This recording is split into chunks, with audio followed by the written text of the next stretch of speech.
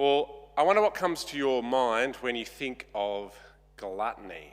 For me, I've got a couple of short videos that explain what comes to my mind. So just have a quick look at the screen and see what you think.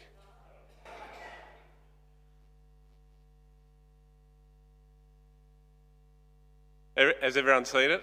Do you know what? Half of my family, as in my wife and my mother-in-law, had no idea what that was. The uncultured. So if you don't know what that is, that's Monty Python, Mr. Creosote. I highly recommend watching the full scene. It's there's a little bit of crass language, but it's very funny. I don't know what comes to mind for you, but for me that's it. Like this huge, massive dude who comes in. He orders the whole, he's already vomiting before he starts eating. He orders the whole menu, he eats the whole menu, and then he has to have a wafer thin mint, which then makes him blow up and explode everywhere. Showed it to my 4-year-old, turns out it was probably a little bit too graphic. So what is gluttony? If we're going to be thinking of the capital sin gluttony, the question is, what is it? We hear the warning against it, don't we? Like in Proverbs 23, we heard, listen, my son, and be wise. Set your heart on the right path. Do not join with those who drink too much wine, who gorge themselves on meat. For drunkards and gluttons become poor, and drowsiness clothes them in rags. It seems to be a command not to be a drunkard or a glutton, because that's going to have bad results for you. And of course, a few verses earlier, which we didn't read in verse 2 of chapter 23 of Proverbs, the warning is a little more stark. In 23 verse 2, put a knife to your throat if you are given to gluttony. So we're told by the wisdom of Proverbs that we should stay away from it. But we're still not really helped in trying to think about what it actually is. We tend to think of it as, people who struggle with gluttony are fat people who need to go on a diet. And of course, we think, well, good thing Chris has lost some weight already this year. He has some leg to stand on when he preaches about gluttony. But of course, it's not actually about that. It's about our hearts. It's about disordered love, as all of these sins have been. And instead of looking for the sin and defining it as someone else's outward behaviours and the fruit of those, which is what we tend to do, instead I want us to be encouraged today to use this as a diagnostic test on our own heart. And gluttony is actually, we see, about pleasure. It's about the reduction of life to self-gratification. It's about it's about making all of life about excessive, immediate, and tangible pleasure. Aquinas says, gluttony primarily and intrinsically signifies the intemperate desire to consume, not the intemperate consumption of the thing. It's the desire to consume rather than the consumption that is the problem. And C.S. Lewis, in the Screwtape Letters, talks about the problem of gluttony, and he says, as he kind of describes the interaction of the devil in tempting people into this sin, that the problem of gluttony is not too much food, but too much attention to food. Gluttony is using food in a way that dulls us from the spiritual and distracts us from God, or anything we consume for that matter. Now, of course, the things that we do consume, most notably food, are good things. Eating is designed by God to be pleasurable. We have these things in our mouth called taste buds, and they're designed by God so that we can enjoy the food that we eat. It's not like God made us and made the food of the earth for us to just sort of tolerate as we sought to survive and thrive by meeting our daily needs that God has created us to have. He gives the people in the garden all the food that they could want, and it's good and wonderful. So there's nothing wrong with eating. There's nothing wrong with enjoying food. There's nothing wrong with even feasting or celebrating. And in fact, we see that that's what Jesus did. He went to parties. He ate lots of food. He made lots of food in a bunch of miracles, right? And Jesus was so connected to feasting and celebrating that some accused him of being a glutton. Matthew 11:19, the Son of Man came eating and drinking, and they say, here is a glutton and a drunkard, a friend of tax collectors and sinners. It's not eating, or even eating a lot, that's a problem. Rather, the sin of gluttony describes when the pleasures, the good, become out of control and become our masters. Paul encourages the Philippian Christians to live their lives for Jesus instead of being mastered by the desires of this world. He says instead to be mastered by Christ.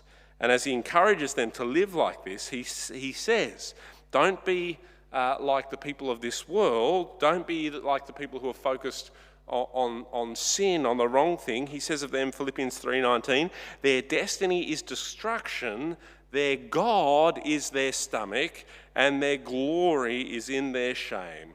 Their mind is set on earthly things. And I think that's a great little descriptor of the problem of gluttony.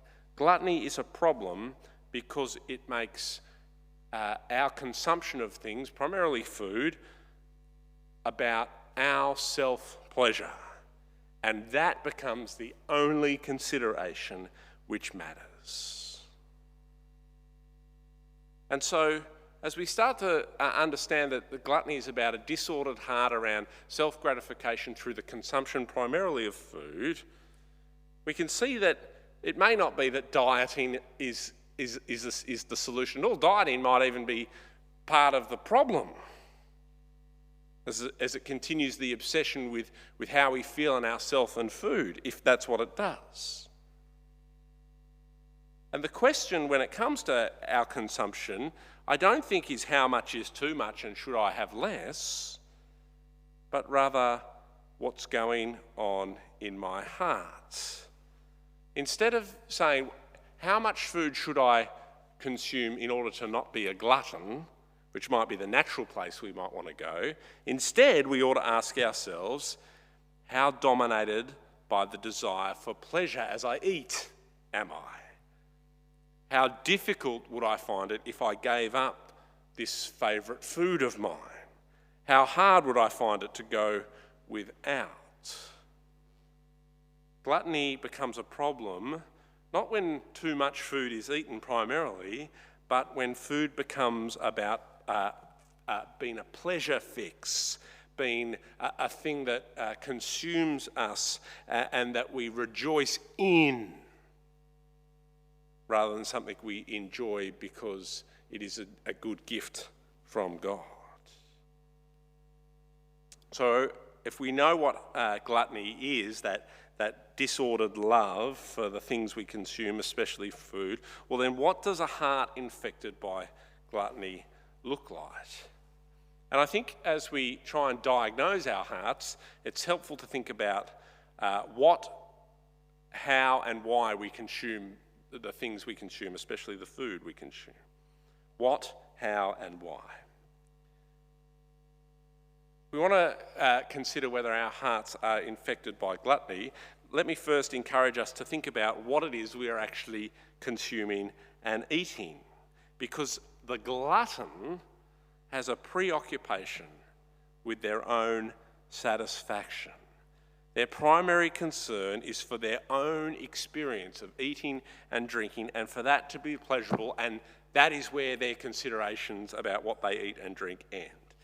And let me say to you at this point, coffee snobs, beware. I've got this theory, right, that potentially the Christian church is filled with a bunch of gluttons when it comes to coffee, and we've made it the great acceptable sin. There's nothing wrong, right, with great coffee. There's nothing wrong with enjoying something that is, a single origin, unwashed, Arabica bean from the high mountains in Ecuador. Delicious. There's nothing wrong with going to the World Coffee Championship and enjoying the best coffee ever in the world. But there is something wrong with the pursuit of perfect coffee at the expense of all other considerations, right? So the refusal to share a drink with a friend or a brother or sister in Christ because the bean is not quite right, you see, then we've got a problem.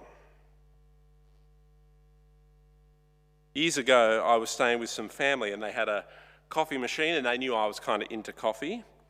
And so they decided they'd make me coffee on their coffee machine that they were very proud of every morning. And it was terrible. It just did not taste very good at all. And yet, every day they joyfully made me a coffee and had great satisfaction from me drinking it. Not because I was pulling faces and they were enjoying torturing me, but because I was enjoying the company of their fellowship, their hospitality. I drank it. It wasn't, and let's be honest, it wasn't like drinking. Yeah, that's right, instant. I had a different thing in my head that wasn't appropriate to say in church, but let's go with instant. It was fine, and what mattered in that moment was not the quality of the bean, but what the food or what the drink was doing for the relationships and the company. It wasn't all about me, it was about what was going on around me.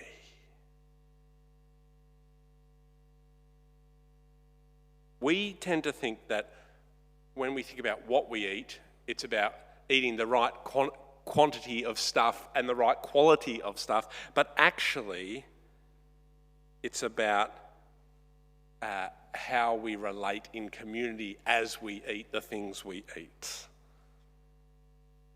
The glutton, says one scholar, may use good manners and eat moderate amounts, but the desire behind their experience is the drive to secure a certain pleasure for themselves, regardless of how others are put out or put off by their demands. So that's the what. If we're trying to diagnose our hearts for gluttony, then we also need to think about how we eat, how we consume. The glutton is preoccupied with the pleasure of fullness. Eating not just because the food tastes good, but also because we desire the satisfaction of feeling full, and we want it at the expense of all else. So the gluttonous heart might decide to eat the food hastily, greedily, excessively. And this can look like an inability to resist food, stuffing your face as fast as you can, finding yourself overcome by the pleasure of the moment and the food rather than the need for sustenance or enjoyment of those whom you're with. I think of myself as a youth pastor and the desire to quickly make sure I got my 4 pieces before the kids took it all. Struggling to wait while others eat first. These are potentially signs of a gluttonous heart.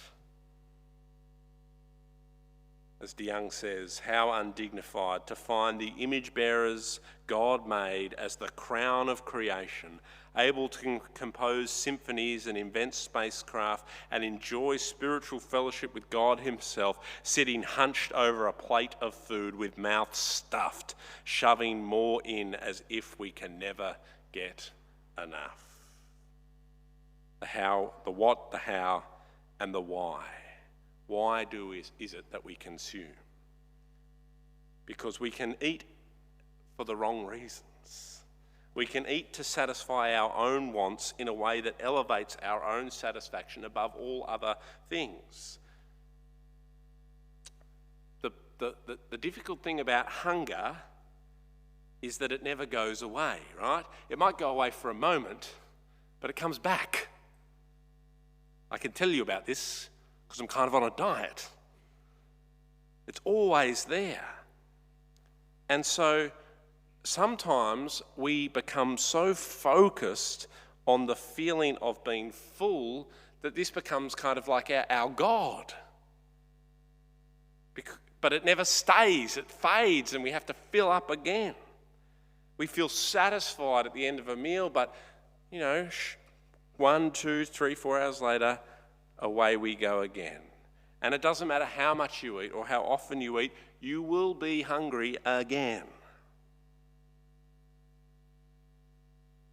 And of course, what can happen is that the desire to feel full in our stomachs becomes something that we do because we can satisfy it, and it becomes a mask for the things that we really lack. You've all heard of comfort eating, right? When something goes wrong, we grab a few blocks of chocolate and down we go. Sales of alcohol through the roof during COVID because we realised we had to hang out with our families or something. I think what we see there is how food and this desire to be full and satisfied covers over those other things. Broken relationships that take time and effort to fix. Our lack of feeling loved, our lack of true friendship, our lack of belonging and meaning. Things that are hard, things that don't get filled with food, and yet which we use food to cover over. Another scholar says, a glutton is someone who raids the fridge as a cure for spiritual malnutrition. And of course, we know what Jesus said, didn't we? That in him we find true satisfaction. Jesus says in John 6:35, I am the bread of life. Whoever comes to me will never go hungry, and whoever believes in me will never be thirsty. There is satisfaction. There is true, lasting joy. So the glutton, the one who has this over-obsessed focus on food, on the things that they consume, who eats in the wrong way, who consumes for the wrong reasons, who is driven by the wrong motivations. What's the solution? What if you're a glutton? How do we eat and consume well? Well, the danger, of course, is that we call out gluttony, and in doing so, we label eating sin. But we shouldn't do that. 1 Timothy 4, verses 4 and 5, Paul says, everything God created is good, and nothing is to be rejected if it is received with thanksgiving, because it is consecrated by the word of God and prayer. It's not that food is bad, it's that our hearts, when we engage with it, can get out of order. God has given us the good gift of food. We need to consume it in a right way, with thanksgiving to God. So, I wonder how often you think about why you're eating, what you're eating, the manner in which you're doing it, the purposes for it. I suspect, if you're like anything like me, not too often. But actually, as Christians, we can eat and drink and consume well, as opposed to poorly or as opposed to sinfully. And I want us to be good and godly eaters in this place. Augustine says that what we eat matters less than how we eat. And he gives us a few questions that are good to ponder, and I want to encourage you to do so today. First of all, he asks us to consider, are we eating in a way that contributes to, or at least maintains, our overall health and well-being? That is, we must consider our consumption from a health perspective, because this is how we are good stewards of the bodies God has given us. But we don't stop there. Next, we ask ourselves, are we eating in a way that shows concern for others? As Christians who are called to love God and love our neighbours as ourselves, we need to do this in the way we eat. So things like considering our food choices a little more ethically. This is a way to fight against the gluttonous heart. And finally, are we honouring the spiritual purpose for which we were created as we consume? That is, do we eat in a way that helps us flourish as people created for communion with God and relationship with each other? When we're being people who are beset by the sin of gluttony, all these considerations go away. We don't consider overall health. We don't consider concern for others. We don't consider our spiritual purpose. Instead, we just think about me. Self-pleasure, what's going to make me happy now? That is the only consideration for the glutton. And so as we consider those questions, let me also just give a little hat tip to fasting as a way to help us diagnose our hearts and as a way to help us remember the rightful place of God as our provider. Augustine suggests this as a practice for someone who wants to stop being a glutton. He encourages us to consider how hard would it be to give up something for a month and to do so without complaint. And so maybe that's something you need to do. But let me encourage you not to do it alone, but rather to do it in community, to find others to support and help you as you maybe decide to give something up for a while, to start the practice of fasting. If you've never done it before, we can talk about more about that at a later date. But fasting, whether it's for a whole day or off something for a month, it helps us to let go of the pleasure we get from that thing and to consider the ways in which we may have got our hearts out of order. Fasting increases our awareness for God, our awareness of God, and our awareness of our need for Him to sustain us and provide for us. As the psalmist said, Psalm 107 verse 9, God satisfies the thirsty and fills the hungry with good things. At the end of the day, gluttony condemns us because it puts us at the centre of our lives and causes us to seek our own satisfaction and our own fulfilment without God. And this is why it is a capital vice, because it makes our life all about me. My life all about me, your life all about you. But we can never satisfy ourselves. I can never satisfy me. Only God. Only God can provide true satisfaction, true contentment, and only God can free us to live a life focused on Him and on others. And so as we consider those questions, as we consider whether we need to take a break, take a fast, to help diagnose our hearts, let me finish with this prayer of the psalmist in Psalm 63. He says, "You, God, are my God. Earnestly I seek you. I thirst for you. My whole being longs for you. In a dry and parched land where there is no water, you are my God." Amen.